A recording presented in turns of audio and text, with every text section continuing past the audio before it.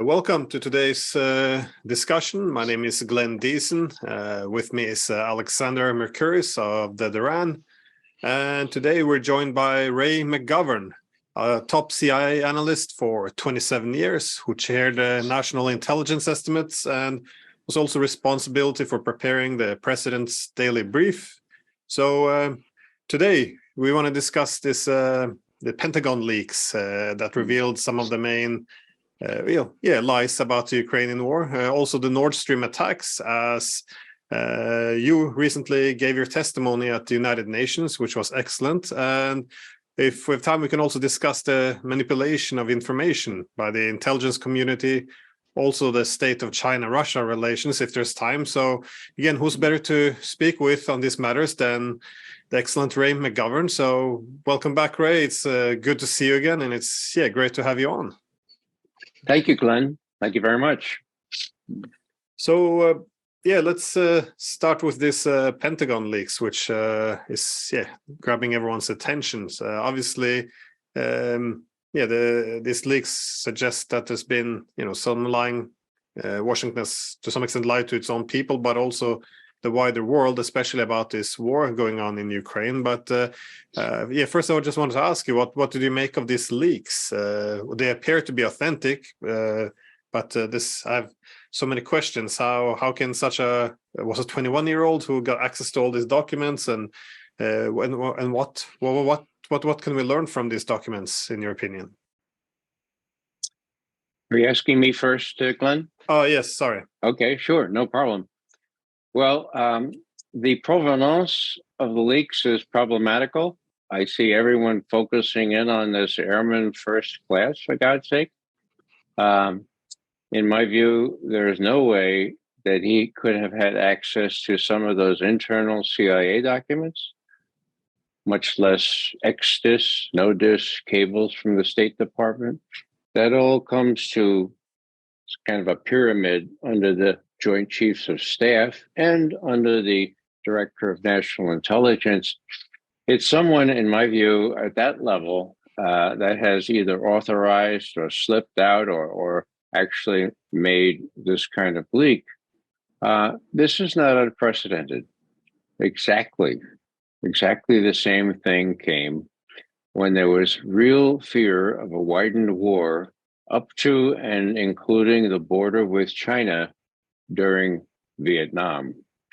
Very briefly, our colleagues, or my colleagues actually at CIA, had an estimate of enemy forces in South Vietnam as between 500 and 600,000 troops. Now, General Westmoreland, who was in charge of our expedition there, said, no, it couldn't be more than 299,000. I asked Sam Adams, my colleague, who was charged with counting up these troops, how do you figure that, Sam? It's sort of unusual for a commander at war to be de-emphasizing rather than exaggerating the number of forces that he faces. And Sam said, it's a PR thing, Ray. If you look at the casualty figures, the enemy counts, the number of VC we're killing every week, well, the press in Saigon is not the smartest bunch of people, but they can do subtraction, right? Okay. And if all of a sudden you say there's double the amount of enemy troops in South Vietnam, as Westmoreland has been saying, you're in trouble. As a matter of fact, says Sam to me over lunch on the 20th of August, 1997, he says, Ray, there was a cable in this morning from General Abrams, Creighton Abrams, Westmoreland's deputy. I said, well, what did it say? He said, well, explain the whole thing. He said, and I quote this cable, there is no way that we could go with the accurate numbers that Sam Adams has produced because we could not escape, despite the caveats we would adduce, could not escape the press in Saigon from drawing an erroneous and gloomy conclusion because we have been projecting an image of success in this war we don't want to risk that kind of conclusion. Now, Creighton Abrams was a great tanker, okay? Patton said next to him, Creighton Abrams was the best tanker in the world, right? Okay. But Creighton Abrams didn't know much about politics, and he didn't know enough not to put that down in black and white. So there it was, laid out right there. What happened, very briefly, the estimate that we prepared was rejected by the head of Central Intelligence. Why? He said to Sam Adams, look, Sam, you're right, but my job is to protect the agency, okay? And there's no way I can protect the Central Intelligence Agency if I allow us to get involved in a pissing match with the U.S. Army at war. So please understand. Sam didn't understand. I didn't understand. And the proof was in the pudding. Tet. 3 months later, late January, early February 1968, guess what? Every hamlet, every village, every town, every city in South Vietnam was raided, was attacked in a countrywide offensive by, guess how many troops? You guessed it, 600,000, okay? That was a debacle, okay? Now, we're talking now at the beginning of February. What was Westmoreland doing? Was he saying, mea culpa, mea maxima culpa? No, he was saying, hey, just give me 206,000 more troops, and we can go into Cambodia, we go to Laos, we go right up to the Chinese border through North Vietnam. We got this thing cooked. All I need is 206,000 more troops. Now, the point of this whole story is that two very well-placed leaks in the New York Times, which in those days didn't check with the administration before they published things. Try to remember that, okay? What happened was that a very high official at the Defense Department, number 3 actually, wanted to stop LBJ from giving Westmoreland the 206,000 troops that he wanted to march through Cambodia, North Vietnam, up to the Chinese border. He didn't want that to happen, so he leaked Westmoreland's request to the New York Times, Neil Sheehan and Rick Smith on the 10th of March, 1968. Now, this next one is kind of an interesting thing. There was a fellow that watched this. He was fully observant. He knew Vietnam like the back of his hand. His name was Daniel Ellsberg. He watched that leak and he said, my God, somebody had the guts to leak that request. I'm going to have the guts to make my first leak, his very first. This is 3 years before the Pentagon Papers, okay? Dan Ellsberg releases the accurate figures on enemy forces, which CIA had depicted accurately, and then compared them with the fudging that Westmoreland did, laid it all out, actually gave Neil Sheehan the estimate that the director of Central Intelligence dissed because he didn't want to get in a pissing match with the U.S. Army at war, right? So that leak appeared on the 19th of March. So 10th of March, 19th of March. On the 25th of March, LBJ confided to a small group of observers, and we know this is documentary evidence, I would have given Westy the 206,000 men, but now those damn leaks to the New York Times have stopped that. We have very little support for the war. I'm going to go for a ceasefire, for a pause in the bombing, and 6 days later, as many will recall, LBJ appears on TV and says, I will not ask for the nomination. I will not run again for president of the United States. So these what I'm saying here is these were consequential leaks. There's a codicil here. Dan Ellsberg and I used to pull our hair out and say, who was it? Who was it that gave Neil Sheehan and Rick Smith those figures that Westmoreland wanted? And we couldn't figure it out. Dan has far better sources than I. Couldn't figure it out until the guy died. And guess who it was? It was Leslie Gelb, number 3 in the Defense Department at the time, who leaked that because he wanted to prevent a widened war, okay? Now, when did we learn that? Only after Leslie Gelb died in 2019. Do the math, 2019 minus 1968. That's a long time to remain in good odor to be president of the Council of Foreign Relations, and then emeritus, and die a hero without anybody knowing that your really heroic act was prevent a war with China. So now the other irony is that at precisely the same time, Les Gelb saw it as his patriotic duty to leak Westmoreland's figures, he was appointed by McNamara to put together and compile the Pentagon Papers, which 3 years later, of course, in Ellsberg revealed. And what did Leslie Gelb say then? Oh, this is bad. This is awful kind of leak. So you can see what kind of chicanery at the one point, but also patriotism was exhibited by these two people who had a lot to lose. And more than Les, because Les was less likely to be found.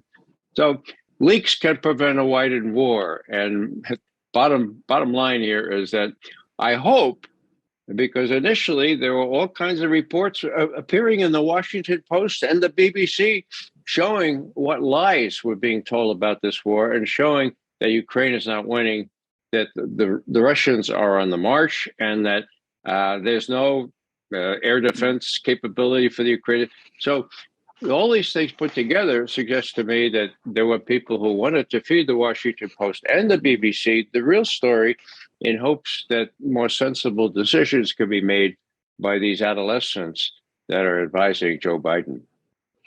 But oh, sorry. Go on, Glenn. Glenn, go on. I was just going to say, it appears that, comparing the time during the Vietnam War with the present, it appears that the leaks tend to come at a specific time in a war. And I'm reminded by something Walter Lippmann wrote about a century ago, and he made this point that when you're ramping up a war, you will always say, the war propaganda will always be the same. That is, the enemy is taking all the casualties. They're backwards. They're useless. They don't know how to fight. Our side, we have low casualties. Very professional. We're winning. So this is kind of the same rhetoric you have in any war, and this is it's good propaganda because you mobilize your public who thinks that you're going towards victory. They're willing to send weapons and spend all this treasure in blood. However, what Lippmann then said, that this is great to when you're going to war, but once you want to make peace. In his case, he was analyzing the Bolshevik, the civil war in Russia and British involvement. Once you want peace, this is very problematic because you told all these fantasy tales about winning. So, and this is kind of the same in this scenario. Now that obviously Ukraine and NATO are losing this war, then you need to get, how are you going to walk back all of this? And obviously the people who've been spinning these stories, they can't really walk this back. So this looks like the opportune time for a leaker to come out and let the public know, whoever it is, that this is this is not reality. And I just have to say as well, I think most people who followed this conflict knew that this was the narrative was nonsense, because for example, the kill ratio was one of the things that came out in the leaks. Apparently, for the kill ratio is about 1 to 7. So for every Russian casualty, there's 7 on the Ukrainian side. And, because we've been telling the other story that Russia's just losing men left and right, and Ukraine has very low numbers. But it never made any sense, really, because we also recognize that 75 to 80% of casualties are by artillery and missiles. And we also know that Russia has about 7 to 10 advantage in missiles, in artillery. That is, one artillery shell further from the Ukrainian, they will get 7 and 10 back from the Russians. Plus, the Russians are dominating the missiles. So it just seems to me that the idea that the kill ratio would be not in the favor of Ukraine was always nonsense. But again, I think this is what you do. You want to promote. You want to keep the war going. This is the story you have to tell the people, that you're winning. I guess this is the same reason why we've been, promising the Ukrainians perhaps will intervene in the future if they also continue fighting. So it just, I don't know, the whole thing reads of war propaganda having to be walked back, though. But that's just my take. And sorry for interrupting you, Alexander. No, I agree with every point you've just made, Glenn. And I have to say, I found Ray's account of the events in 1968 really absolutely remarkable, and one can see the parallels. But one can also see certain differences, because that leak had huge consequences in 1968. The New York Times ran it presumably in a different way in those days. It affected policy. This time, and I tend to agree, by the way, I'm very suspicious of this 21-year-old man story. I mean, it doesn't really make a huge amount of sense. This time, the policy continues as before. The debate is as shut down as it was previously. What we've had is this young man has now been arrested. We've had comments, from the media, how did these papers come through, but no real examination of them. And it's like there's been a closing of ranks. We're going to continue doing exactly what we did, and we're going to pretend that the original narrative is still true, despite all the facts in the documents, which I think everybody now accepts are authentic documents, which say otherwise. Mm-hmm. I mean, would you agree with that, Ray? I mean, would you agree? Yes, I agree that there's been a sort of recidivism, so to speak. There was an initial flurry on Good Friday when this thing came out. The 8th, 9th, 10th, all the way up to the 13th. Very damaging titles and articles in the Washington Post. I was quite amazed. And it made me think that there was a faction, at least at the Pentagon or in the intelligence services or White House, that really wanted to say, look, the picture we have been portraying of Ukrainian success is bogus. They don't even have any air defense left. This is going to grind on at least until next year. There's going to be no possibility of any negotiations. I mean, that stuff is true. That last one was from a DIA assessment. So that stuff was out there. And I looked at the BBC as well, and they were doing the same thing for that period of time. Now, as Alexander points out, regrettably, they've gone back to the original narrative. So the question is whether you can plug that back into the bottle, whether you can stuff those real stories into the bottle, or whether those people who are responsible for making sure those stories got up and out, whether they'll bide their time. And with some of the Republicans now saying, we're not going to give any more aid to these guys, they're skimming it off the top. There are some very prominent Republicans gathering together now saying this is a fool's errand. Let's look at how. You mean you're not monitoring this? You mean they're getting $400 million off? Let's look at this. So I think the handwriting's on the wall. The denouement is coming pretty soon. The more so, an election year is looming, and real decisions are going to have to be made. And to the degree that this initial spurt of accurate information found its way into these august pages is hopeful to me. I don't know how much longer these true stories can be suppressed. Indeed. Can I just ask, because it's interesting you talked about the fact that there might be a faction, a realist faction, a faction that's clearly becoming concerned, because, by the way, that was my initial view when I saw these papers. I thought this was exactly what must be happening. And I don't know whether you read Seymour Hersh's pieces. I mean, we're all reading now Seymour Hersh, and my goodness, he was there in 1968 and 69, and he's now still there, churning things out still. But he actually has been writing some very interesting things about the fact that parts of the intelligence community are now becoming very exasperated indeed with the current administration, that they're very exasperated with Sullivan and Blinken in particular, that they don't think that these people are up to the tasks that they've been given, that they don't really take account of real situation in any way, and that they're very unhappy with the decision making. I mean, that seems to correlate rather well with the theory about the leaks being also the product of a faction. Yes, I believe so, Alexander. And again, the leaks themselves are interesting. It's the fact that the Post and the BBC, and to a degree the Times, decide this time they would not suppress this story. This time, they would run it. I mean, they had the option of suppressing. I mean, after all, Russian hacking of the DNC, the head of the CrowdStrike outfit that did the forensics on the DNC testified, got a pencil? 5 December 2017, that there was absolutely no evidence of any hacking, no exfiltration from the DNC, not by the Russian, not by anybody else. December 5, 2017. Do my neighbors know this? Do my very highly educated people in New York know this? No. Why? Because the New York Times has suppressed that story since, do the math, since December 2017. So my point is that my experience, recent experience especially, is that it is capable, it is probable that the New York Times default position here would be to suppress all this. Someone gave them the go-ahead.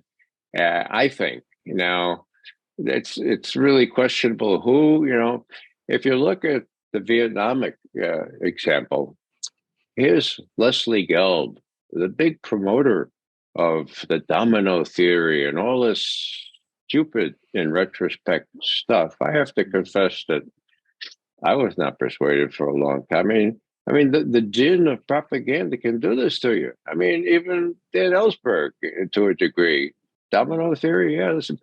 But then when Dan saw what was going on the ground and came home and saw Leslie Gelb manning up to the fact that he could prevent a war with China. I mean, last time we went to the Chinese border, I think the name of the place was Korea, right? If memory serves, that was not a good idea, right?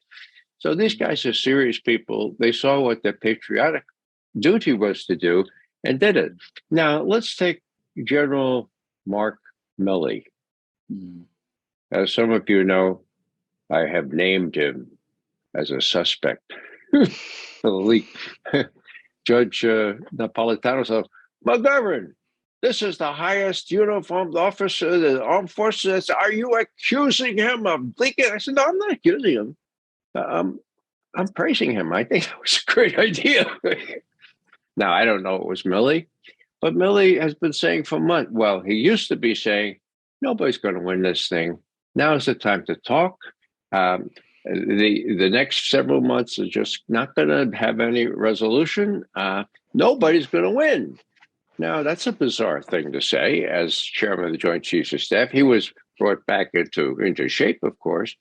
The other thing that Mark Milley did, which I'll never forget, is when Trump was going apey on the Hershey Highway, as we would say in the Bronx, when he was going a little berserk and threatening to do all kinds of things like make war on China. What did Milley do?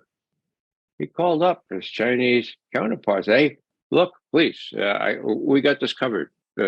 I'm not going to let them do any nuclear stuff. So, bizarre? Yes, bizarre. Out of the ordinary? Sure. Good thing? Well, at the time, a good thing. But now, if Milley doesn't call up his opposite number in Russia and say the same thing with the Russia. Anyway, the precedent was not really good, but I think Milley did the right thing. Very unusual at that point of time. So Milley has done unusual things. So did Les Gelb.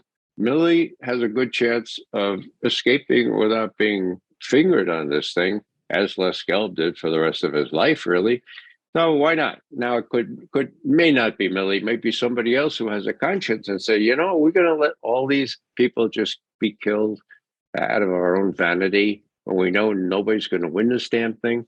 So there are lots of people, and the ones that you, Alexander, suggest, the ones that Cy Hirsch has quoted, the people who have their heads screwed on right in the CIA and other intelligence agencies, see what's going on and look at these guys, Sullivan and Blinken and Noland. I mean, there was a very important statesman who recently, that is last fall, described them as crazy. Now, this was no ordinary statesman. This was the president of Russia, Vladimir Putin.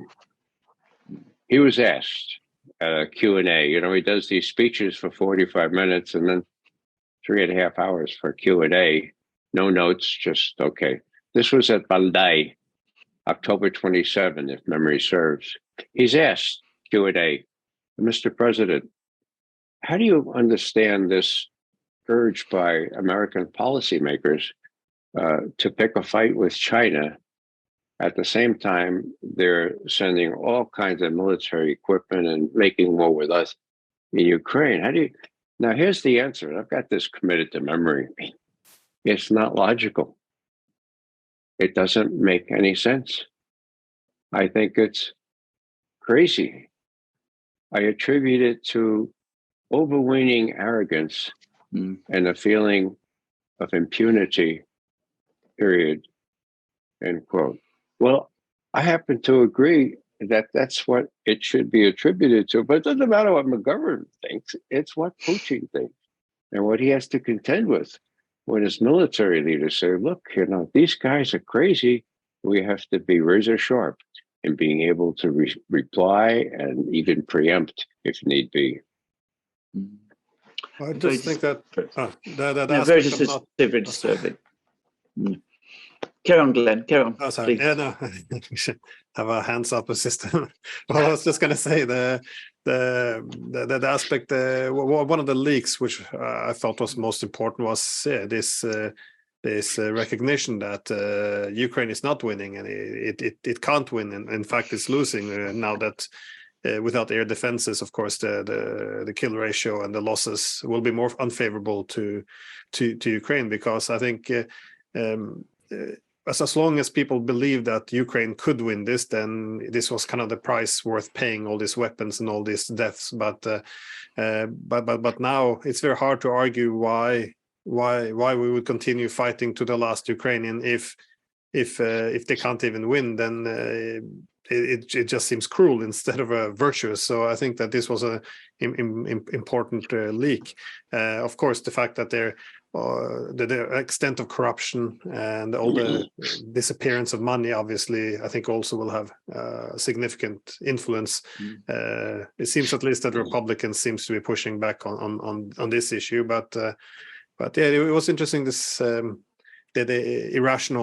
irrationality of going after both the Russians and the Chinese at the same time, because near retired General Kellogg, he made this argument that this was the fight in Ukraine was good because they could defeat and weaken the Russians, knocking out a great power rival without even using any American lives. They could just fight with Ukrainians. So this was a great war. But and then the argument was, and then we can put all our focus on China instead of dealing with the Russians. But as this war isn't going in this direction, it seems that the opposite is happening now.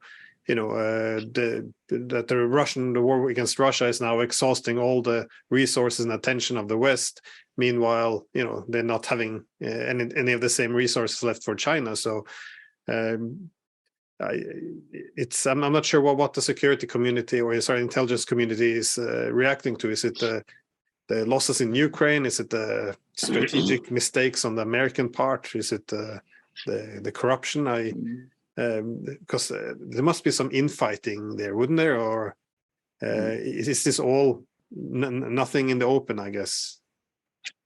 Well, I could speculate. I think that you have to give a possibility to the fact that there are still some people in the intelligence community that have their heads screwed on right. Okay, God willing, yeah. They know it's always possible. Okay, now they know what blowing up Nord Stream, what the effects of that will be.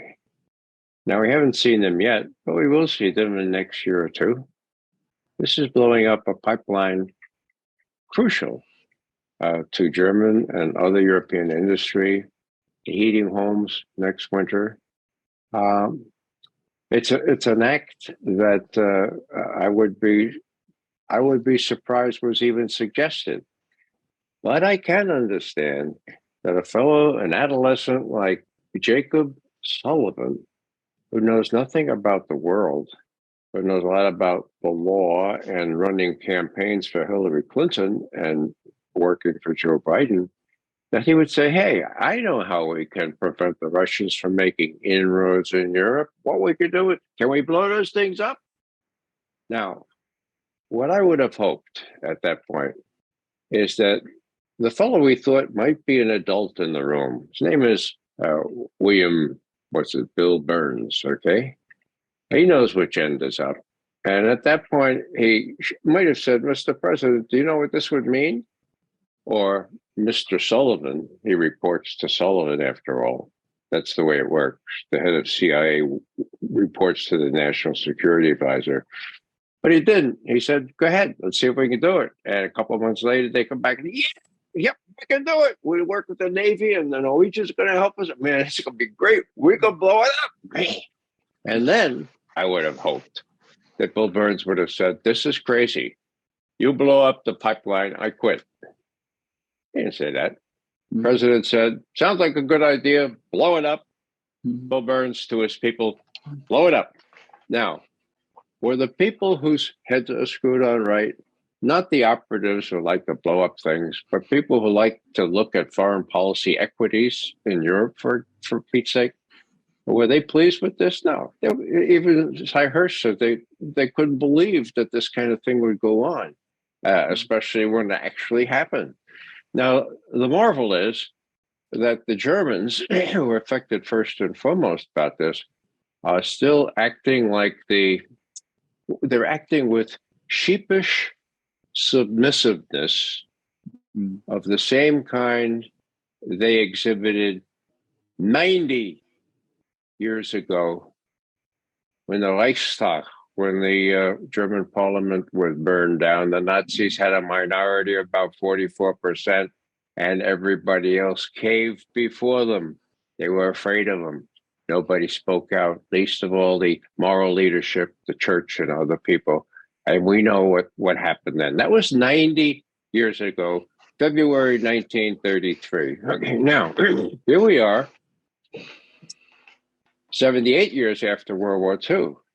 Now, one can understand why the Germans would feel that they would have to act like children and maybe adolescents for that immediate post-war period. How much they depended upon us. There was a Russian threat in those days. There isn't anymore, let me tell you. Anyhow, they just can't get out of the habit. And I have been saying for years that I hope they'll grow up and stand on their own 2 feet. I don't fully expect anything anymore.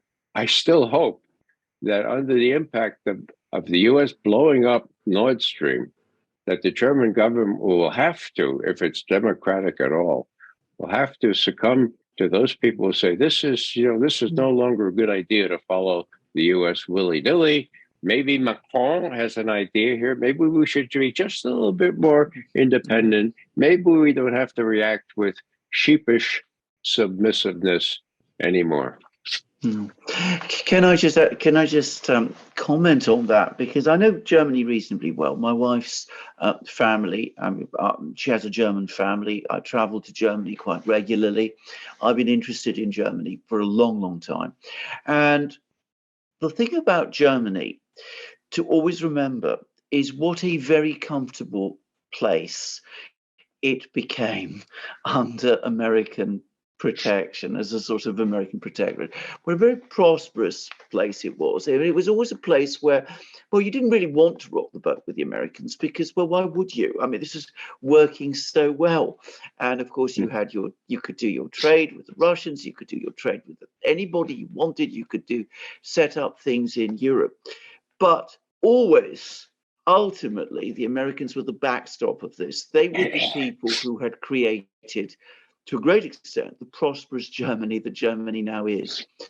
What is now changing, and I think it is unsurprising that the Germans collectively are finding this very difficult to come to terms with.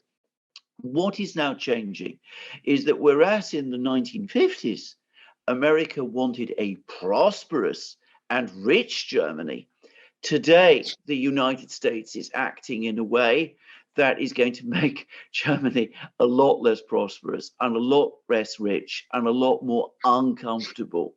And when over time that understanding filters through and people in Germany start to see that this relationship, which had been working so well for so long and so much in Germany's interests and so much in their personal interests, isn't working like that anymore, then you will start to see that change. And we're not quite there yet, and it's unsurprising given the long history, but already one can see the sort of bits of unease starting to filter through. And I think you're going to see more of that grow over time. And when people do wake up and face the fact that the Nord Stream event was, in fact, as Seymour Hersh says, and as I think all three of us actually think, then of course that will be a major clarifying event for many Germans.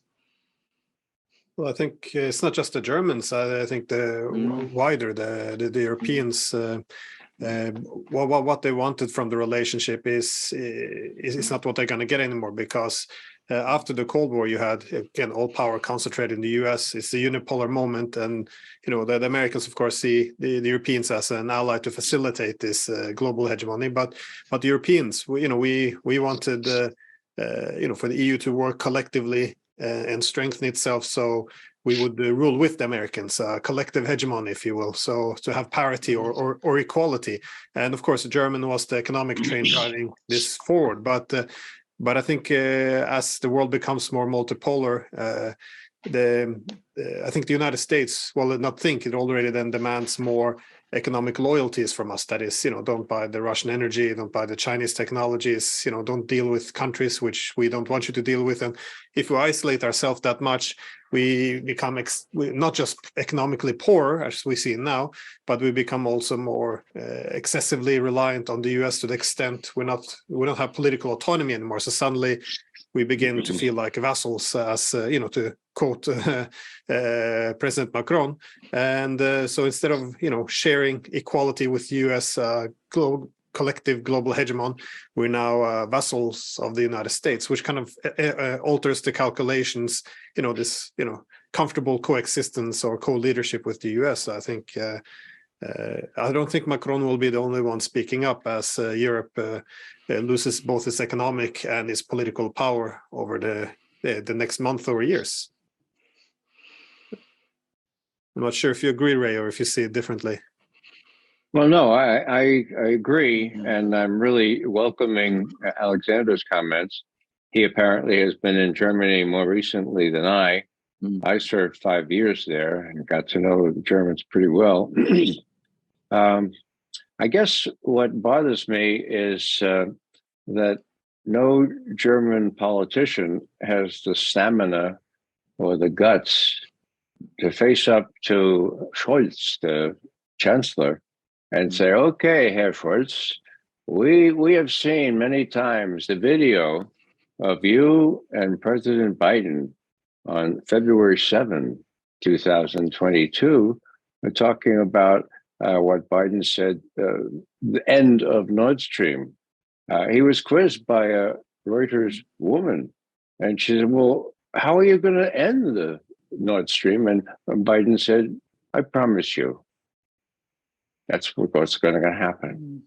Now, she turned, she's a really gutsy and bilingual reporter. She turns to Scholz and she says, Kanzler, Herr Kanzler, was halten Sie davon? What do you think of that? And if you look at the video, here's the proverbial deer caught in the headlights. But what does he say? He goes back to the default. He says, we do everything together. There's nothing important we do that we don't do together. Okay? Now, why is it? Now, no German politician or German journalist has said to Herr Scholz, Herr Kanzler, did you do this with Biden together? Or were you überrascht? Were you completely surprised by this when it blew up in July. Please, what did you know, and when did you know it? So my hopes are always dampened by the obvious reluctance of German officials and journalists to do their job. They're so damn afraid that they won't even ask the normal questions of, did Biden tell you on February the 7th of last year, did he tell you he's going to blow the, and if he didn't, what kind of an ally is that? Okay. So that's what gives me pause with thinking that the Germans are going to come around anytime soon. I didn't say they would come round soon. I said they will eventually come round.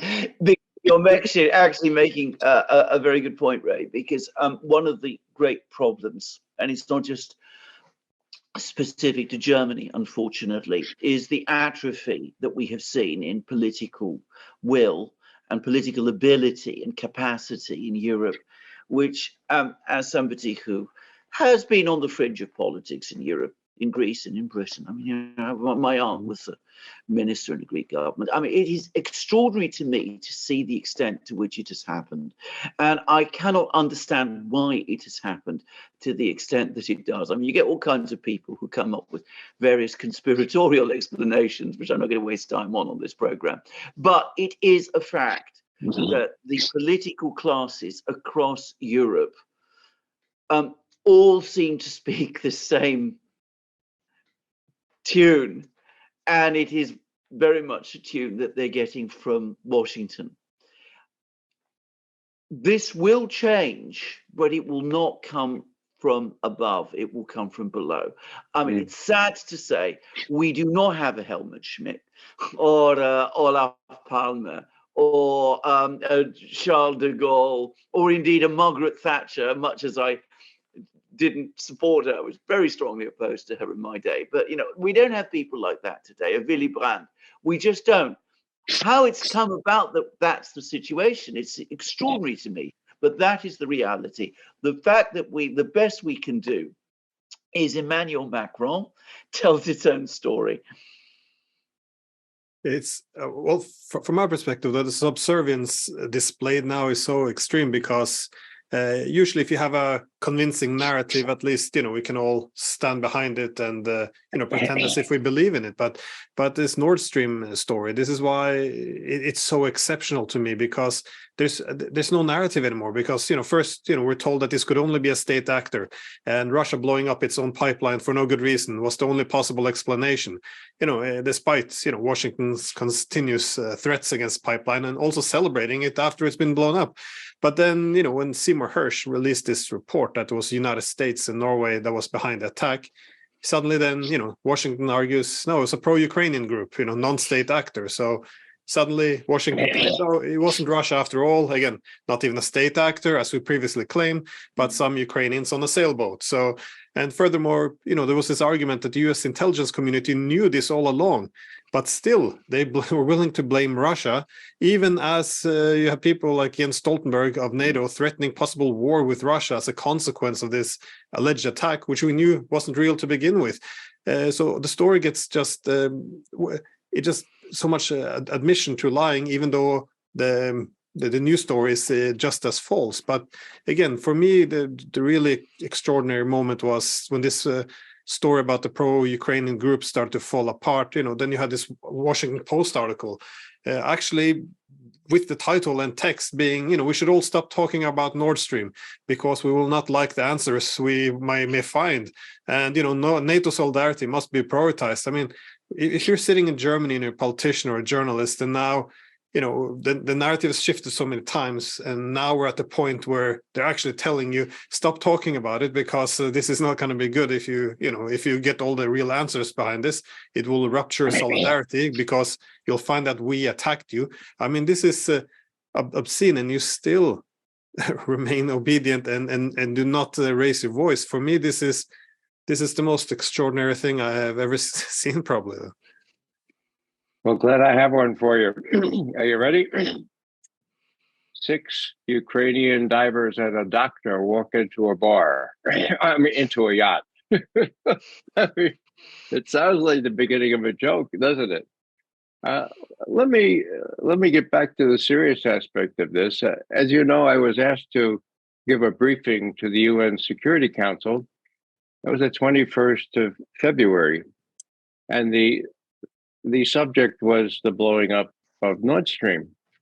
The Russians thought that it might be a good idea to appeal to the UN Security Council to launch an independent investigation as to who did this. Okay.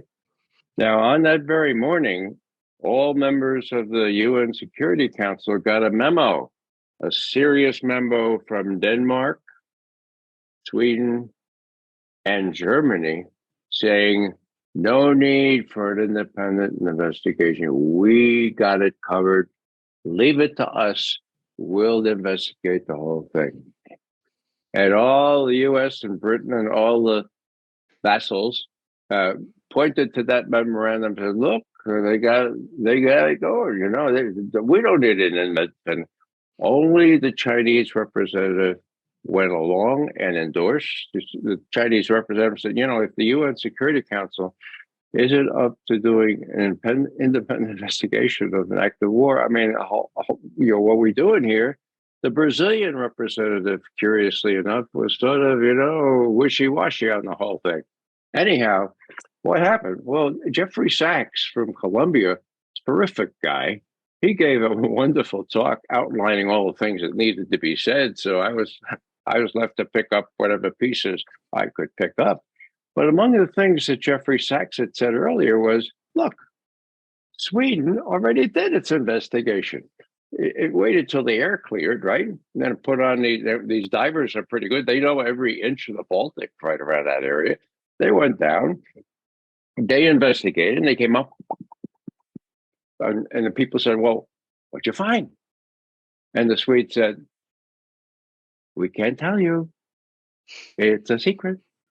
It would harm national security. We're not even going to tell our Swedish citizens. So now we're being asked on the 21st of February to allow Sweden and Denmark and Germany, all NATO allies, to do an independent investigation. There was a teaching point that came out of all this for me, okay? And it took about 6 weeks for the thing to come to a vote. It had to come to a vote since it was a formal resolution. And when I looked at the results, I was amazed. 3 votes for an independent investigation. Russia, China, and Brazil, okay? How many against? Nobody voted against. How many abstentions? 12. And, well, it ties a new record. A new record was set earlier this year. Okay, so 12 abstentions. What does that tell you? That tells you it was just too damn embarrassing to vote against an investigation. Okay, so what does that mean? If you divide the people in the world by who supported that vote and who came against it, the vast majority are for an independent investigation. And this just leads me to repeat what I've been saying for a couple of months now. There's no longer a unipolar world. You can look at it as a multipolar world, and that's quite true in a sense, but I prefer a bipolar world. And what you end up with is, on one side, the lily white West, incorporated in NATO, and the rest of the world. China, 1.4 billion. India, almost 1.5 billion. Indonesia, Saudi Arabia, South Africa, Iran, Saudi Arabia, Brazil. Come on, give me a break. All those people, 80% of them are people of color. Now, is this a good thing? No, it's not a good thing. This is America's original sin, racism. We don't seem to understand that no longer can we dominate things, exercise hegemony. You know, hegemony comes from the Greek word hegemon, okay? And it means not only to lead, but to dominate, okay? Now, hegemony is good for the West, especially for the lily white West. And the supreme misleading claim is that the West has isolated Russia. Yeah, right.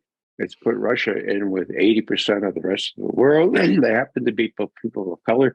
They happen to be mostly people who have been objects of colonialism by the globally white West. This is a very dangerous, very volatile situation. And that's why I see the Chinese coming forward now and saying to the whole world, look, we have a virtual military alliance with Russia right now. Witness what our defense minister is saying in Moscow even this week. So don't fool around, because we have Putin's back, even in the unlikely chance that Putin's own back is up against the wall in Ukraine. We're not going to let him lose, okay? You know what the two-front war looks like? Well, you got to plan for it, because we're in this for the duration. That's what the Chinese are trying to say. And maybe before I finish, I'll just quote Putin. First thing that this Li Shangfu, the Chinese defense minister, the first thing he did getting off the plane was go to meet with not his opposite number, Defense Minister Shoigu, but Vladimir Putin, the president. And here's what Putin said. Only one sentence, but it's worth repeating. Please pay attention. We are working actively through our military departments, cooperating in the field of military technical cooperation, conducting joint exercises in different theaters, in the Far East region and in Europe, at sea and on land and in the air, Putin said, according to the Kremlin. Different theaters, that's a two-front situation, folks. And military technical responses, that's the catchword that Putin was using 14, 15 months ago to spell out what Russia's reaction would be if we continued to pursue our policies toward the Ukraine. So it's not only getting dangerous, getting very, very declarative on China's part. Look, please realize, you dumbheads in Washington, you might not believe 2 years ago that Russia and China are joined at the hip. You thought that China was squeezing. That was the word that Biden used, squeezing Russia. Ain't the case. It's a fraternal embrace. It's not a squeeze. That kind of. So this is what I think the new tectonic shift is. And having watched this problem, my first portfolio at CIA analysis was Sino-Soviet relations. That was 1963. I should be embarrassed, but I'm rather proud that it's been 6 decades watching this thing. And the last thing I'll say is that when I was watching Sino-Soviet relations, I remember 1964, total trade turnover, $200 million. Drop in the bucket. What's the total turnover trade going to be this year? 200 billion with a B. Now I checked with my mathematician sons, and they both told me, Dad, you're right. That's 1,000 times more. That alone could speak volumes. And it's going to increase. And I think that you're completely correct, Ray. It's something also I get the sense that people in Washington incredibly never expected. I mean, they didn't understand that this would end in this way. And I wonder why. I wonder why they found it so difficult to understand that if you're horrid to the Russians and you're horrid to the Chinese at one and the same time, at some point, these two very powerful countries would compare notes with each other and say we're better off together, given that we're both being pressured in this way, than standing apart and being picked off apart. How is it that people in the US, the leadership of the US, weren't able to see that? Is this again an intelligence problem, or is it a question of politicians not wanting to believe that something bad like this could happen? Well, Alexander, if you look at the kinds of people who have been advising these sophomores, and talk about Jacob Sullivan and Tony Blinken. They're the academicians turned politicians or operatives like Michael McFaul, who, for some strange reason, Obama was persuaded to make head of Russian policy at the National Security Council. And McFaul is not with it. I mean, here's an example. 2 weeks ago, or 3 weeks, when Xi Jinping and Putin made it demonstrably obvious that they were together as never before, and it's been close before, what did McFaul say 2 days later? He said that Putin has now humiliated Xi Jinping. What McFaul picked out of a joint statement, one phrase, played up its significance to say the Chinese will never go along with this. He can expect, that is, Putin can expect a very strong adverse reaction in China. 2 days after that, the Chinese defense minister announced more joint exercises, more joint patrols, more joint this and more joint. And then a week later, Chinese defense minister comes to Moscow. So some of these people are really not with it. Here's another headline from yesterday. Why is China's Xi Jinping still not calling Zelensky? Well, and last but not least, here's an arch realist, used to be, has been realist. His name is Stephen Walt. He teaches at Harvard, okay? He used to be a realist. Now, what is he saying now? What we got to do is get China to use its influence and its leverage to get the Russians to knock it off in Ukraine.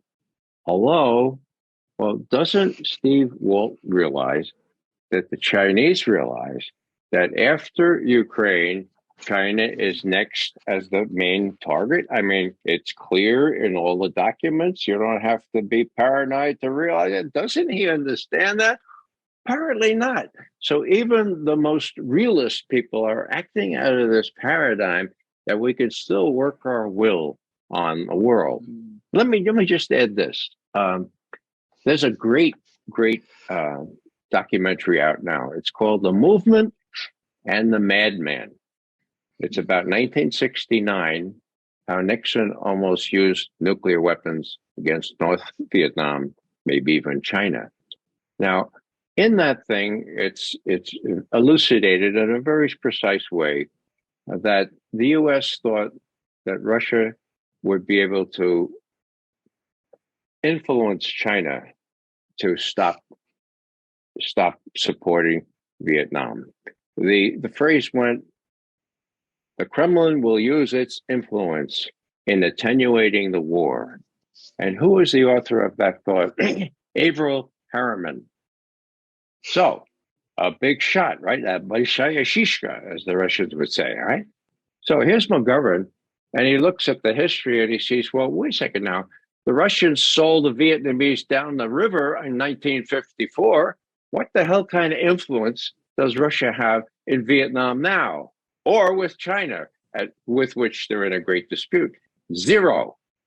So McGovern keeps writing these memos. They never get up to Harriman's level because Harriman knows all the answers, right? And the thing continues. I had to go to an outside publication, Problems of Communism, which would accept think pieces like this. And I did my first publication out in the outside, May, June of 1966. I said, look, it's crazy to think that the Russians are going to pull your chestnuts out of the fire. Number one, they don't have any incentive to. Number two, they don't have the ability to. For God's sake, get off this thing. They're not going to bail you out. So it's one of these shibboleths that you get into the mode that, we can do pretty much what we want because very august people say it's smart. And hey, Yale professor, previous U.S. ambassador to Russia, they all say that, well, give me a break. They don't know anything, and they're going to get us a pile of trouble. I mean, the thing, Glenn, No, I just well, I don't think necessarily it's being stupidity. I think it's just it's the curse of the success, because once you had this unipolar moment, you feel like you're winning. And there's a quote by Churchill where he says, when you're winning, if you feel, something along the lines, well, yeah, when you're winning, it feels it's as if everything you do is correct. No one's going to say you're not doing correct stuff as long as you're winning. And I think this is the problem during the unipolar order, when all this power is bad paraphrasing, by the way, but when all this power is concentrated in the United States for such a long period of time after the Cold War, it's hard to go against these policies. Even huge mistakes from Afghanistan to Iraq, Libya, all of this can to some extent be absorbed, given that. The mistakes, given that it has so much power. But at some points, of course, this will begin to break. But nonetheless, that's maybe a miscalculation of its own policies. But for me, I'm also taken a bit back by this narrative about Russia and China. I published a book in 2016, which just looked at how this strategic partnership was organized towards reorganizing Eurasia, because they need each other for developing this new industries and technologies decoupled from the United States. They needed to have this pan-Eurasian infrastructure connectivity, in which they have railroads, roads, shipping lanes, both by sea and land across Eurasia. They need each other to decouple from the dollar, the new payment systems, the development banks, all this entire economic infrastructure which they want to use to develop a multipolar world. They become each other's most important partner, and then suddenly it's not just in the United States. I look up in this country as well in the newspapers, like, oh no, they're just they're desperate. They actually hate each other. They're just doing this because they're against the Americans at the moment, and this will all unravel. And most of all, they just want to get rid of the Chinese and come back running to us as soon as they have an opportunity. I don't think people realize the huge tectonic shifts that's happened. The Russians effectively abandoned a 300-year-long Western-centric foreign policy since Peter the Great, and instead now looks towards the east for modernity and key partnerships is quite extraordinary. And I would just add, I agree on this China issue. I mean, this was what was in all the media as well. When why isn't can Macron convince China to put enough pressure on Putin to end this war? And no one happens to mention that we already rejected having talks with Russia. We rejected diplomacy. We rejected the Chinese peace plan. So what we're really asking for the Chinese is not just for pressuring Russia to negotiate, but we're pressuring Russia to capitulate and pull out and accept NATO coming in. I mean, it can't possibly happen. It's just I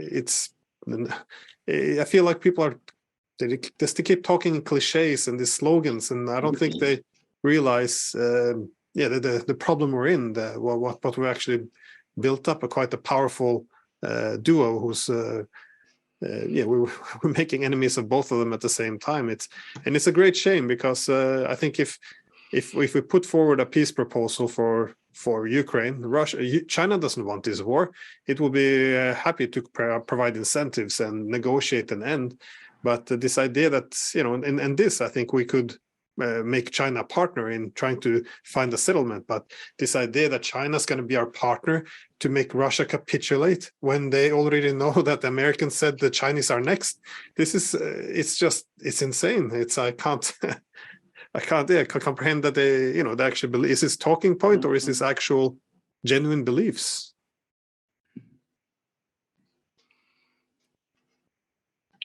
Well, let me just comment very briefly.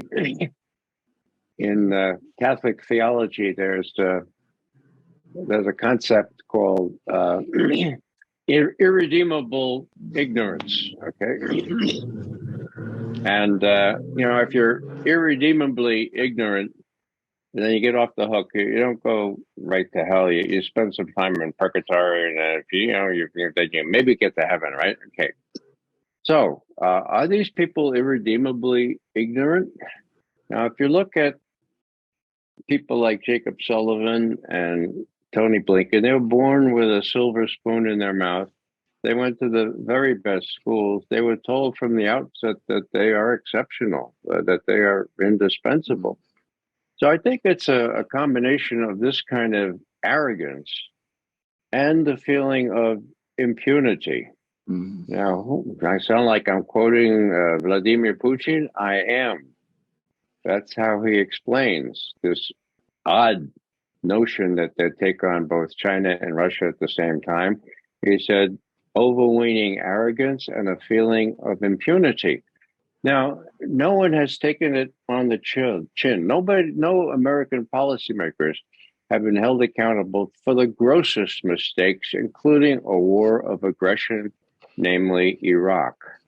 And so this feeling of impunity does sort of infect the minds of these well-heeled people. And there's no check on that because they're telling Biden what to do. And the military seems to be feckless in being, well, Secretary Austin is part of the club, I suppose. So that's how I see this arrogance, and also the feeling that the Russians really are inferior. They really are a gas station disguised as a country. How did McFaul get Obama to say those kinds of stupid things, you know? Well, it looks like they really feel that they can flick Russia off. Well, even if they feel that way, with China on the scene now, you know, it's supreme arrogance as well as a sense of impunity that seems to reign here, and it's dangerous. I just wanted to say that Xi Jinping's visit to Moscow, I don't know how it's been seen in the US, but I get the sense that in European capitals, it was like it created a frisson. It was a shock. I mean, it wasn't expected that it would be quite like that Xi Jinping and Putin would be seen so visibly close to each other. And Glenn, I think, was talking about, you know, how there were lots of delusions about this idea that the Chinese can somehow be persuaded to put pressure on the Russians. And it was the moment, I think, when Xi Jinping and Putin were seen together that suddenly people in Europe understood that wasn't really the case. Actually, that in fact the Chinese are not going to put that pressure, that in fact the Chinese and the Russians really are coming together, that this is for real. And you mentioned the fact that trade between Russia and China has increased. Glenn has written wonderfully well about the interconnections that are now taking place between the Russians and the Chinese, and not just the Russians and the Chinese, but all the Eurasian countries. We had, by the way, the ambassador of India to Moscow in one of our programs recently, and he was talking about how India was also involved to a certain extent in all of this, even though the Indians have some issues with the Chinese still, as is very obvious. But nobody in Europe notices, nobody sees, nobody understands that these are things that are really happening, that these are for real, that, you know, the Chinese leader has to go to Moscow and be seen talking so closely with Putin for people to understand. Well, there were privileged people in Washington in your day. They also went to the great schools and all of those things, but they listened, or at least I get the sense they did. They listened more to people like yourself. What has happened? I mean, maybe in Washington people were more skeptical about the Chinese. You know, they understood better that, you know, China and Russia were indeed coming together than they have in Europe. But do you not also feel that there's been a decline in the quality of leadership in the United States as well, and that people are just not seeing these things as they are in ways that wasn't the case in your, you know, in the 60s when JFK was the president and people like that were there? I think you're quite right, Alexander. The training, the education, such as it is, that the students of foreign policy and international relations are now given, it doesn't measure up to what we experienced back in the 60s, 70s. Take Ambassador Mike McFall, for example. He heads up a thing at Stanford that is really an embarrassment when you consider what Stanford used to be. It's people by ideologues. It's people that are either Sinophobes or Russophobes. There's no real education on Russian history. There's no real education on what really drives Russian national interest. The last one to say something positive about Russian national interest happens to be the fellow who's head of the CIA right now, Bill Burns. Let me remind people, on February 1st, 2008, when it started to be bruited about that Ukraine and Georgia were going to be made members of NATO, okay? Lavrov, recently appointed foreign minister, calls Burns in. He said, Mr. Burns, do you know what "niet" means? And Burns said, well, "niet" means "niet." Accession to NATO by Ukraine is a red line. Now, my point here is that Bill Burns not only was ambassador to Moscow at the time, but he played it straight. He sent a cable back, which we have thanks to WikiLeaks. And it's authentic. If I've seen one embassy Moscow cable, I've seen 10,000 of them, okay? And what's it say? The title is, "Niet means niet, Ukraine in NATO, Russia, red line." Pretty clear? Now, what I want to make is the point that even though he knew Cheney, Condoleezza Rice, and Bush were running policy back in 2008 in February, he dared to say, you know, the Russians to a man are really aghast at the notion that Ukraine would become part of NATO. There's unanimity on that. And, you know, it has to do with Russian national interests and national security on its border. And you know, the Russians are entitled to have those fears. Why do I say it that way? Because ambassadors never say something that cuts across the grain of what they know their masters want to hear. He did it anyway. Okay, what happened? 2 months later, in Bucharest, at a NATO summit, the declaration said Ukraine and Georgia will become members of NATO. Now, why do I point that out? I point that out because people like Bill Burns did know how many years, do the math, 2008, what's it, 2023 now? Okay. They did know, well, which end was up in those days. Now we have Bill Burns saying the invasion of Ukraine unprovoked, even though Sergei Lavrov told him on the 1st of February 2008, and it's in the cable, this will provoke us. We will have to decide whether we have to intervene in Ukraine. Sergei Lavrov's words. So, to my sorrow, my whole organization is now run by a propagandist who knows better, but salutes and says, no, this war was unprovoked, even though he knows in a way that no one else quite knows personally that it was not unprovoked, that it was damn well provoked.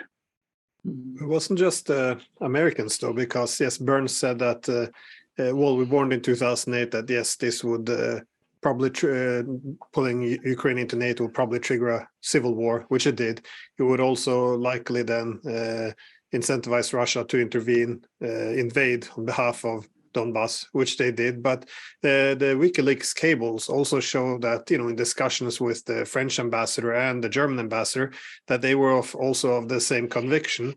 And even Angela Merkel, when you know, she had an interview, she explained in 2008 why she didn't wanted to give a NATO map as a membership action plan, so a date for joining NATO, a specific plan, is because she said, well, that would have been interpreted by Moscow as a declaration of war. So how can you one day say that this putting Ukraine into NATO is considered a declaration of war, and then we say, well, it was unprovoked. They have nothing to fear. This is just propaganda. I mean, this is, you know, you can't harmonize these statements. But I guess it goes back to ideology, and I think that's why I write about McFall as well, because I read quite a bit about of his articles in the early 90s when they have the vision for liberal hegemony. I mean, if you write about liberal hegemony, you can't help but to cite him, because him and Goldgar, they wrote a lot on this. So I think they're committed to this worldview, though, that the Fukuyama view that this is the end of history, the whole world will become liberal democratic and fall under U.S. leadership, and this is how it's going to be. And anyone who disrupts it, they just hate democracy. I think they got stuck in this view, and I don't know how else to explain it either. That's why I'm curious. But it does also. I also wanted to ask you about how you see the. Due to your experience, well, not experience, your all your decades in the CIA, how do you see the intelligence community, how they use information these days? Because I had this conversation recently with Colonel Douglas McGregor when he made the point that he doesn't think that Biden necessarily, well, that isn't really much in charge anymore, and the information he gets might not always be reliable. And I thought that was an interesting idea, that because Biden gets his information from the CIA, on which he also acts in Ukraine, and is it possible that the intelligence community takes on a life of its own and becomes more or less a political actor? I don't want to make it sound like a conspiracy theory, but again, during Russiagate, we learned that the former directors of CIA, Morell, he wrote an article before the election, which is kind of interesting. You intervene, where he argued that Putin had recruited Trump as an agent of the Russian Federation. This is quite interesting. Like, the intelligence agencies shouldn't have political autonomy, and also had CIA directors like Hayden arguing that Donald Trump has become sidekick of Putin, and John Brennan, another CIA director, argued that Trump had committed high treason by being this close to Putin. And I guess lost this Biden laptop scandal, which this was released right before the election. How could they avoid Biden losing? So you have 50 senior intelligence officers coming out saying, well, this is obviously Russian disinformation. It's all proven that no, that was not the case. But it's still, it begs the question, has the intelligence community taken on a life of its own? Because it appears to work as a political actor as opposed to an instrument of the elected government. Glenn, this is a very lamentable situation. The answer to your question is yes. Now, back in the day, when I joined CIA, and for the first couple of decades, we could, with a straight face, go around Washington and say, look, I work at a place that has no political agenda. And people would look at us and say, right, yeah. You told them, here in Washington, there's a place with no, give me a break. Everybody has a political agenda. Well, I can tell you that working on Russia, right up until the 80s, when Bill Casey thought there were 3 Russians under every rock in Nicaragua, right up until then, and while I was briefing into 85, we could tell the powers that be, the people I briefed personally, Vice President, Secretaries of State and Defense, and so forth, we'd tell them what we really felt, for example, about Gorbachev. The real deal, Mr. Vice President, Mr. Secretary of State, the real deal. I don't care. I don't care what my bosses are telling you about just a more clever commie, and that the Communist Party of the Soviet Union will never give up power. I don't care about this. Gorbachev is the real deal. Deal with them, okay? So that was possible then. Now, well, I used to say there are 2 CIAs, the analysis department and the operations. Now they're pretty much joined it. They have the analysts are picking targets for weapons, and they're, when you're in with the operators and you're saying, let's say the operators say, hey, we're doing this, we're going to blow up the Nord Stream pipeline. And the director says it's a good idea because the president thinks it's a good idea. What analyst is going to say, that's a crock. It's the worst idea I ever heard. Okay. Well, not if he wants to keep his job. So I used to say, don't throw the baby, the analysis division, out with the bathwater. Now I have to say, throw the whole thing out. The CIA has outlived its usefulness. if it can't tell the president what really is, what the situation is, what Truman, who established the CIA, used to call untainted, untreated intelligence, okay? If they can't do that, then they're worse than nothing, okay?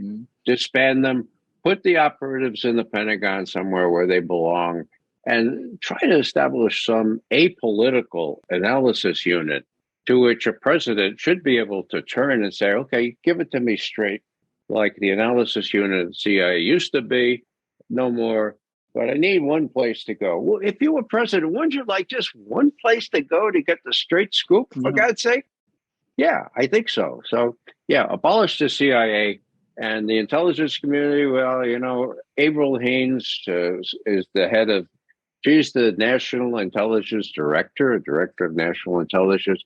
What she said just a couple of months ago, you know, I'm really optimistic about the counteroffensive that Ukraine is going to make. And, you know, and Russia and China, oh, China's just playing it really cool on this, not going too much in this direction, not going in too much.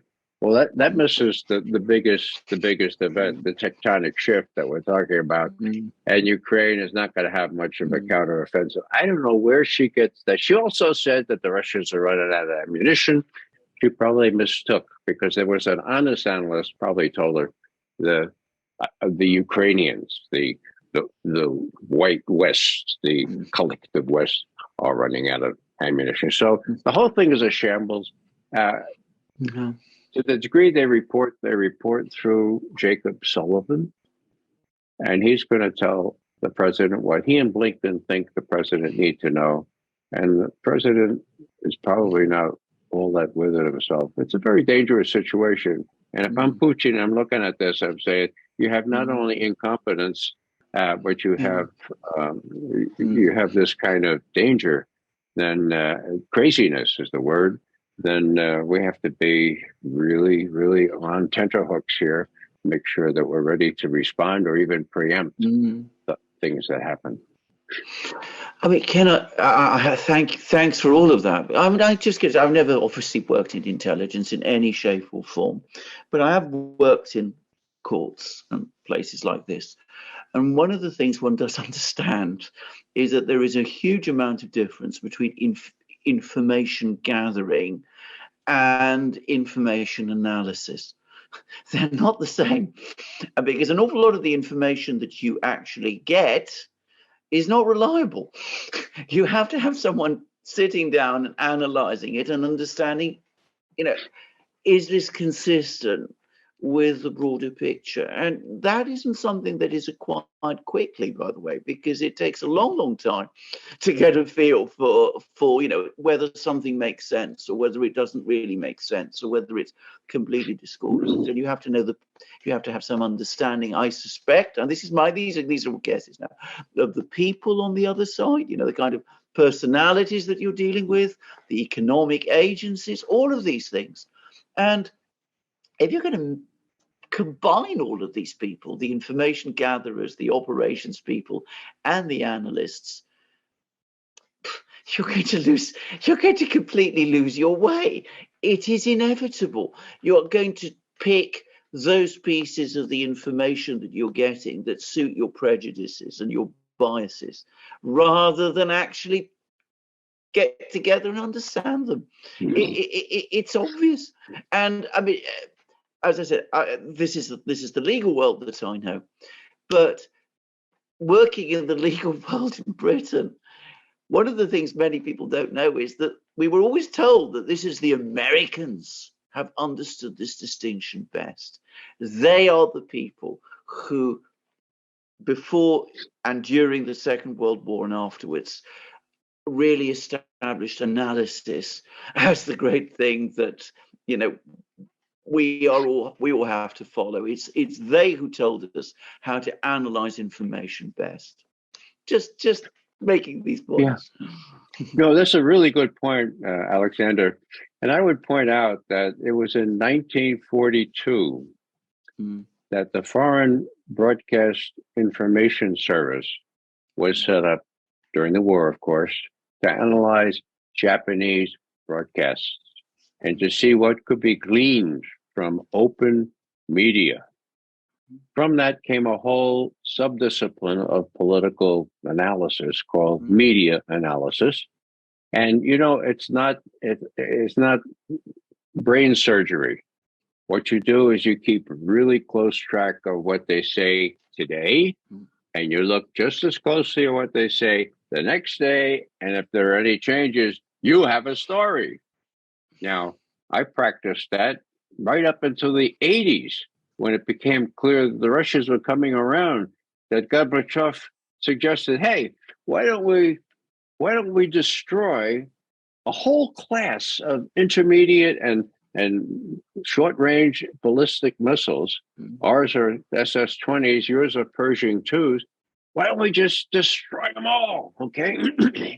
And I'm looking at what these people are saying, and I see the Russian statements are becoming more and more amenable to actually doing this. Meanwhile, Reagan, under the influence of Secretary Shultz, is talking to them, finds out that Gorbachev is serious. They set up a doverai, no proverai, a trust but verify arrangement, and a whole class of intermediate and medium range ballistic missiles is destroyed. Unprecedented. Scott Rutter was one of the inspectors that made sure at Votkinsk that all these things were really destroyed. It's amazing, okay? Now, what I'm saying is, I was able to get clues as to how serious the Russians were, not only from Gorbachev, but from Chernenko, from Andropov, even before that. They really wanted to have something more stable than the challenge from Pershing 2s, which could decimate them, just real quick. So this subdiscipline of political analysis, media analysis, exists to this day, except you have to have this color hair if you know how to do it, or you take the pains to do it. Why does McGovern print out 37 pages of Putin's speech and Q&A for 3.5 hours? Well, because there's lots of stuff in there. There's a suggestion that how we get out of the war has to do with ODYSEE. There are suggestions as to how he looks at U.S. policies toward China and Russia at the same time. Crazy is the word he uses. You have to read this stuff, and then you see it reflected on the ground. So thanks for mentioning that, Alexander. That's close to my heart. For a while, I ran the Foreign Broadcast Information Services Analysis Division, which was able to really help Shultz and others realize that Gorbachev was the real deal, and we could show it from their own statements and from the front page of Pravda.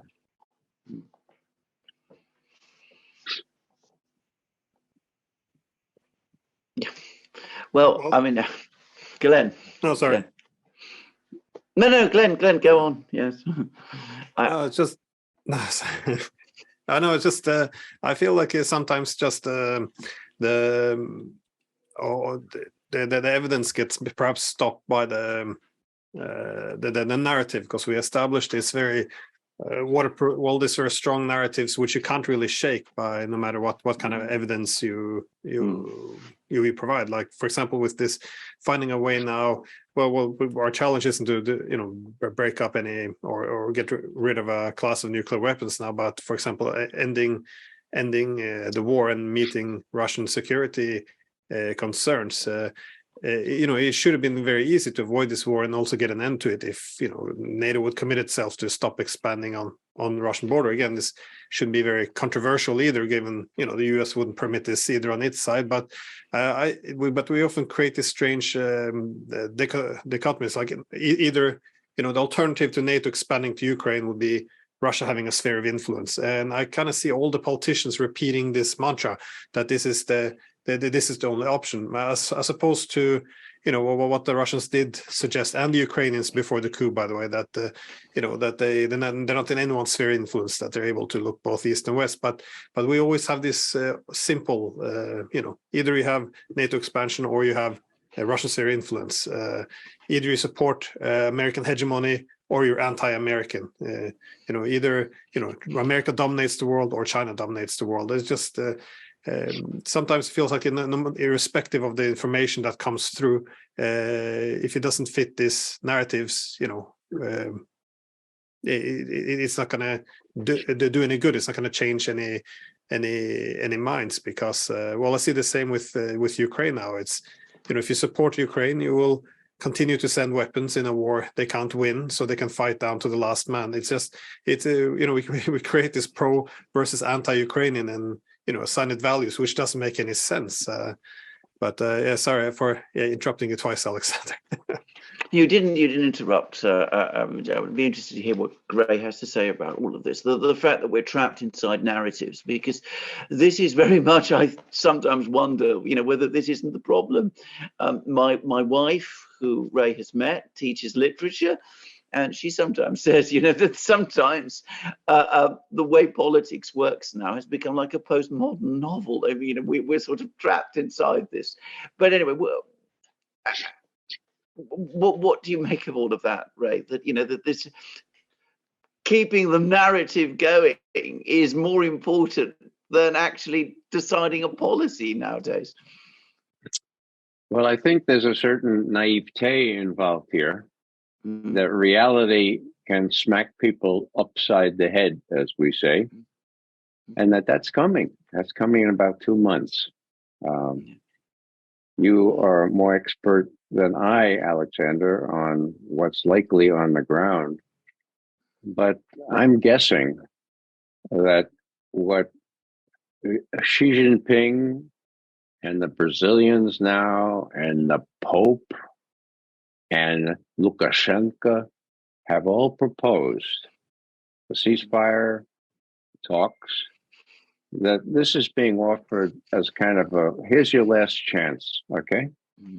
You think you're going to have a counteroffensive? Okay, you try that, and see what happens. But if you want to have some viable sense of being able to get something out of this deal, you got to deal now. I don't think the Russians really want to go to the Dnieper, but I'm convinced they will, unless they get some sort of satisfaction on talks. So correct me if I'm wrong, but I think the denouement is going to slap these naive folks in the back of the head. And it's at that point that I hope that the Washington Post headlines and the BBC headlines on 8, 9, 10, 11 of April will come back into the fore and say, look, this was not winnable. Do we want this thing to continue into next year with no prospect of talks, or do we want to stop this thing now? Yeah. I think that's absolutely right, actually. I think eventually reality always works through. I mean, it inevitably does. You can create all kinds of... I mean, I'll just say this again. I said I know lots of people in Germany, many people. I've said this on other occasions. Many of Catherine's family in Germany who lived through the Second World War told me how enormously effective the propaganda that they were hearing in Germany was, how utterly compelling it was, how the extent to which they were swept along by it and believed it. But it didn't prevent the Russians getting through to Berlin. So I mean, it's what eventually reality does always break through. The problem is how much damage is going to be done in the meantime until that happens, and also what is going to happen to our societies and our policy making solutions. Once that happens, will we do what Ray's just suggested? Remember those headlines, remember those documents. The one that really stood out for me, by the way, was that there came a point in early March when Ukraine is only firing 1,000 shells a day, and it has only 10,000 shells left in reserve. And, the Russians are firing 20,000 shells on any particular day. I mean, that for me was just, that was an extraordinary revelation. I hope that one day people will remember that, and there will be an examination, and that there will be an attempt finally to come to terms with the realities of the world. What I worry about is, we've had Iraq, we've had Russiagate, we've never had any proper reckoning from any of these things. And the most terrible thing will be, if it all goes horribly wrong in Ukraine, and we still decide, or so I feel, to retreat into more narratives and illusions and fantasies and things of that kind, because that would be very dangerous. Was dangerous enough already, but it would be more dangerous still. And if we're going to drift into a conflict with China, which the way some people are talking, then God help us, frankly. Yeah, agree. Yeah, well, I think that's the main problem, because I think the main common thing the information we're trying to get out is, there's solidarity in NATO. We are resilient. We won't be deterred by the Russians. So, just now you had the Secretary General of NATO, Jens Stoltenberg, going to Ukraine, saying, they will become a member of NATO. I mean, this and again, this within the narrative, it's meant to communicate, how we're standing together, how we're pro-Ukrainians and going to help them. But what you're telling Moscow is, once this war is over, we're going to move into Ukraine. This will be our main front. This will be a key front against Russia. What would you advise Moscow to do in that case? I mean, you would strip Ukraine of all its coastline. You wouldn't want to take away any strategic territory. You want to trash anything of value. I mean, destroy the country. This is a horrible thing to do. I mean, we are we're drawing a big target on Ukraine, and we're calling it to be pro-Ukrainian. It's so much ideology. Then there's twisted narratives that I don't think any common sense can, get through. So, but again, I'm a pessimist at times, perhaps. But well, I don't think, Glenn, I agree, but and both of you correct me if you differ, but I don't think Russia really wants to take over all of Ukraine. Yeah. It probably, I think Putin, if he needs to, will go to the Dnieper, but will, as he has already hinted, look at Odessa and say, look, Odessa, if there's going to be a Ukrainian state, it needs Odessa, it needs access to the Black Sea.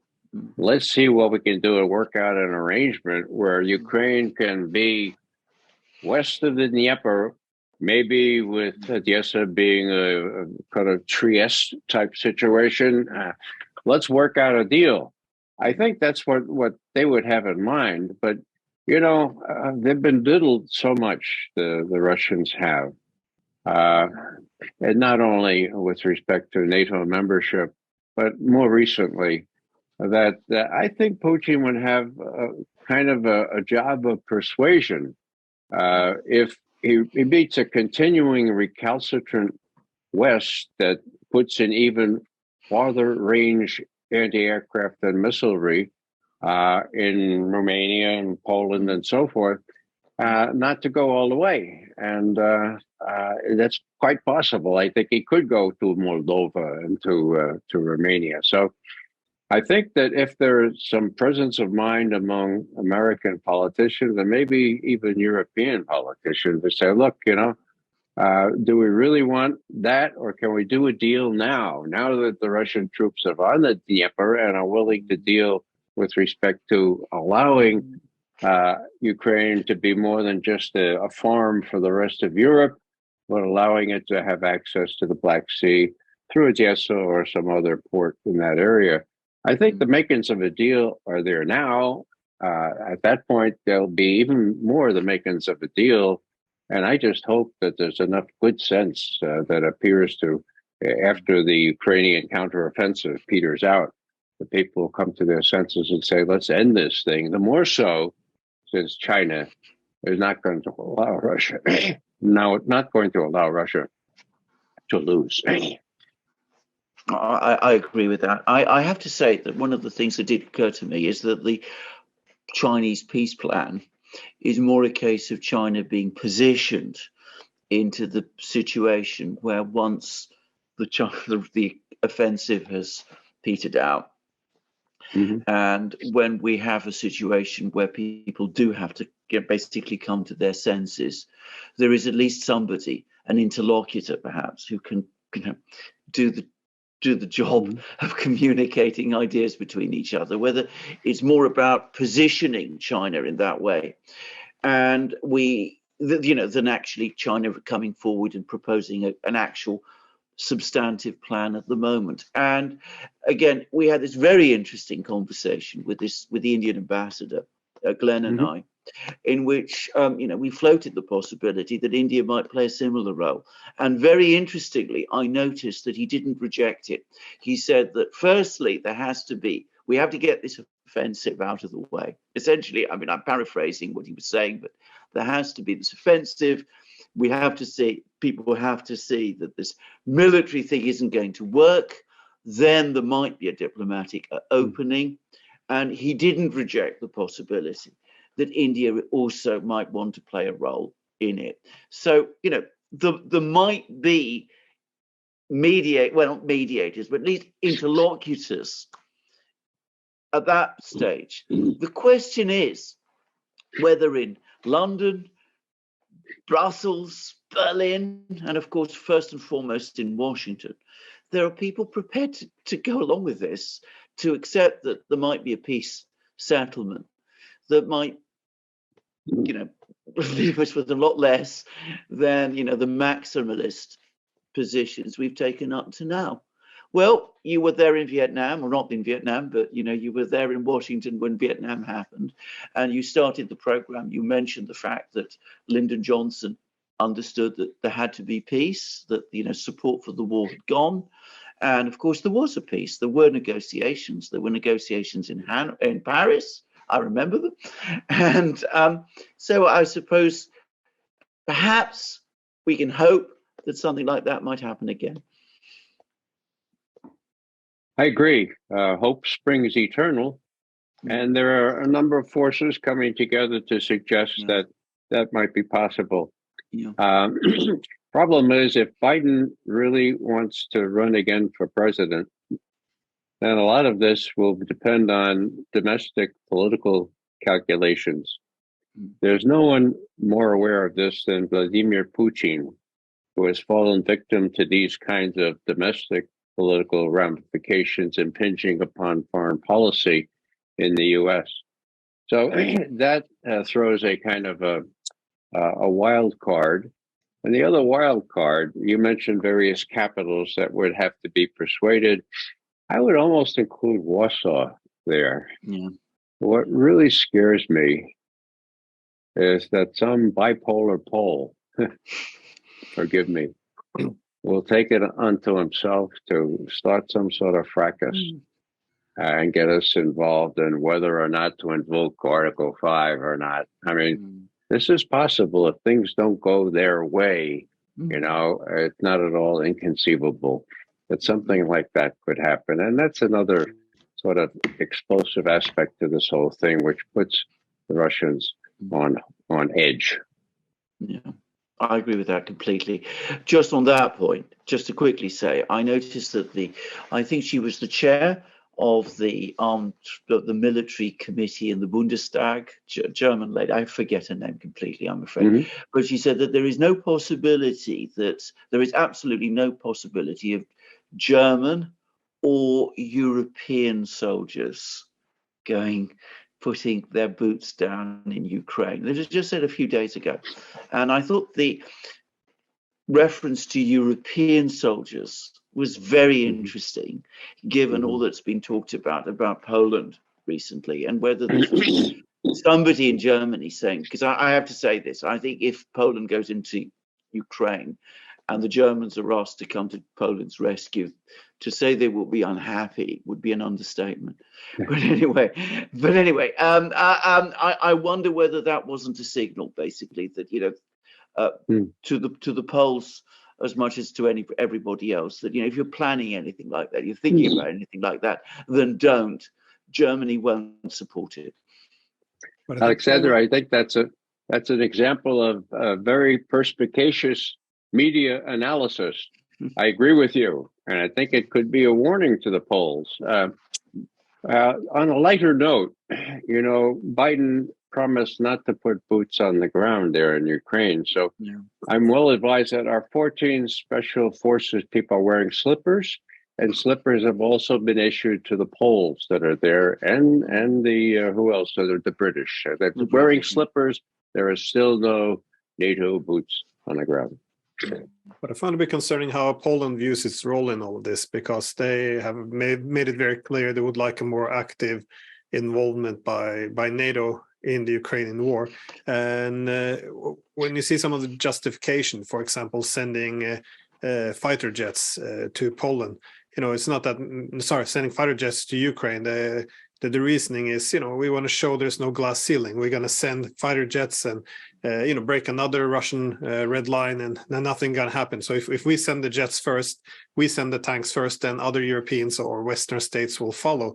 So, if you extend on that logic, if they start to send in troops, it's, breaking another red line of Russia. It's, to open up for other Westerners to join. So if they see this as their role in this conflict to help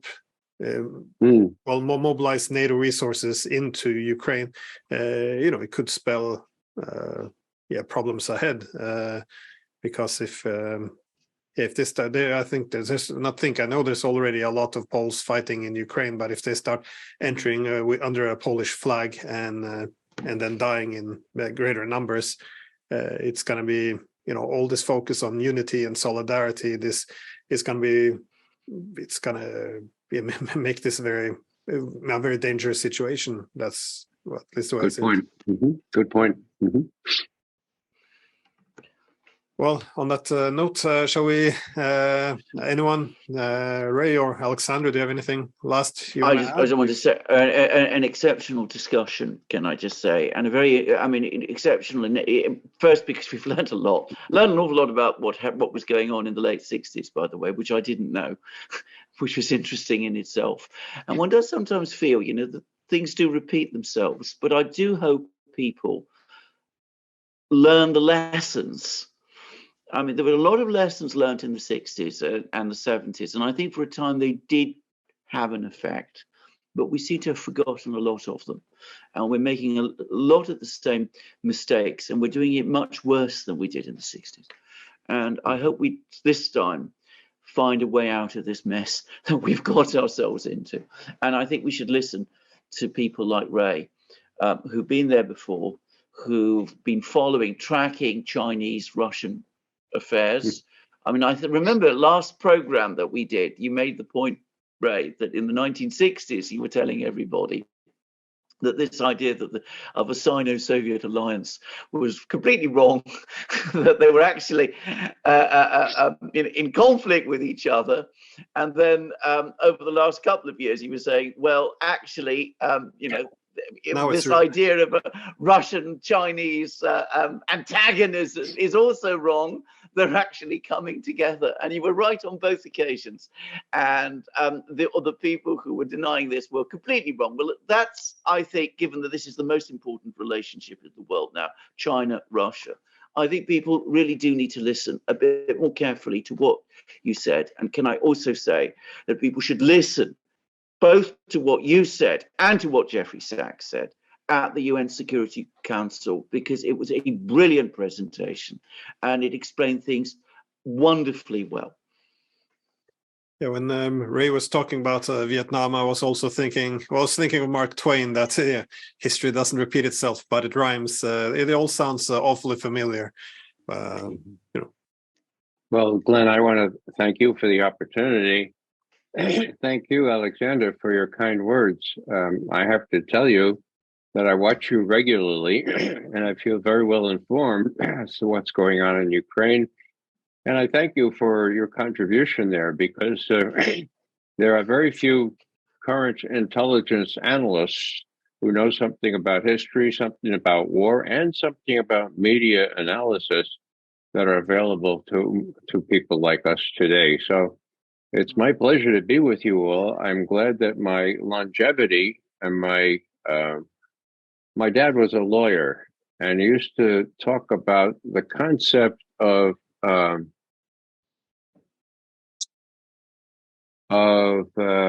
let's see, what's the word for being very old?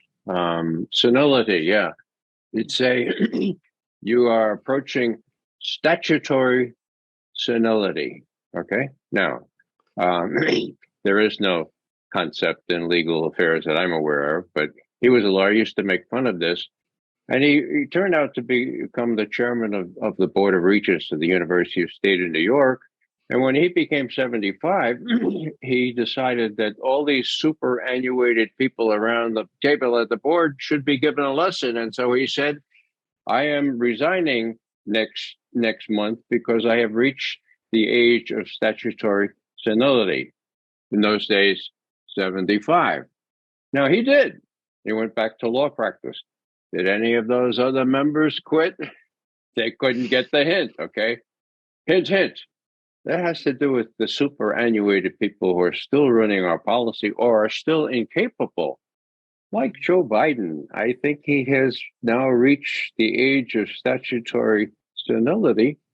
And who's running the show? Unelected people, wet behind the ears like Jacob Sullivan and Blinken. So this is a very serious situation.